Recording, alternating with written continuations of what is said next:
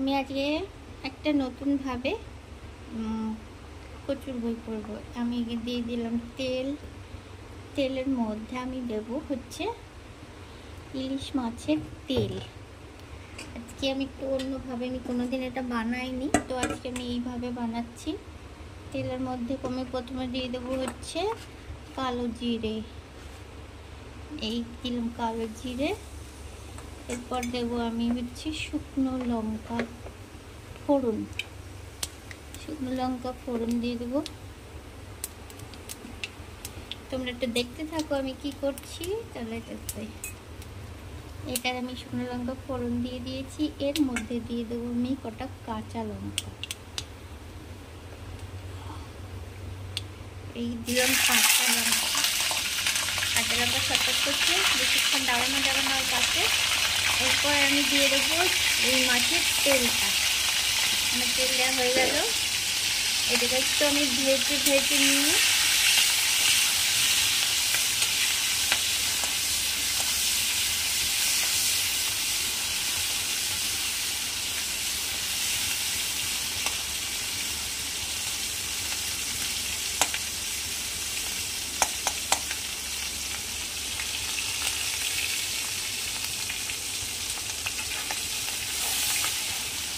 এরপর আমি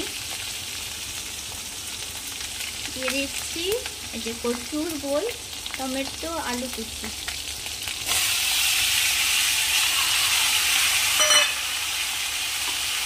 এরপর আমি দিয়ে দেবো হচ্ছে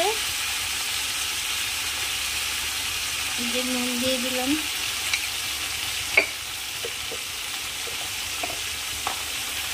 নুন, হলুদ, আর দেবো একটু শুকনো লঙ্কার গুঁড়ো। এটাকে আমি হাতে মেখে করতে চাইছিলাম, কিন্তু এটা আমি হাতে মেখে আর করলাম না।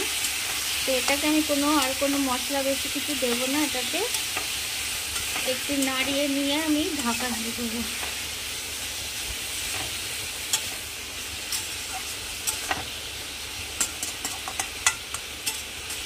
কেউ চাইলে সর্ষে বাটা দিতে পারে, কিন্তু আমি আজকে সর্ষে বাটা দেবো না, আমি একদম প্লেন করবো। তো এটাকে আমি দেবো এখন ঢাকা। কোথায় গেল আমার ঢাকা পাত্র? এটাকে আমি আর নাড়া বেশি দেবো না, না দিয়ে আমি দিয়ে দেবো ঢাকা। আর এটা অল্প গ্যাসে এটা আস্তে আস্তে হয়ে যাবে। বাস, চলো দেখার জন্য থ্যাংক ইউ। আর সবাই ভালো থেকো, সুস্থ থেকো। চলো টাটা।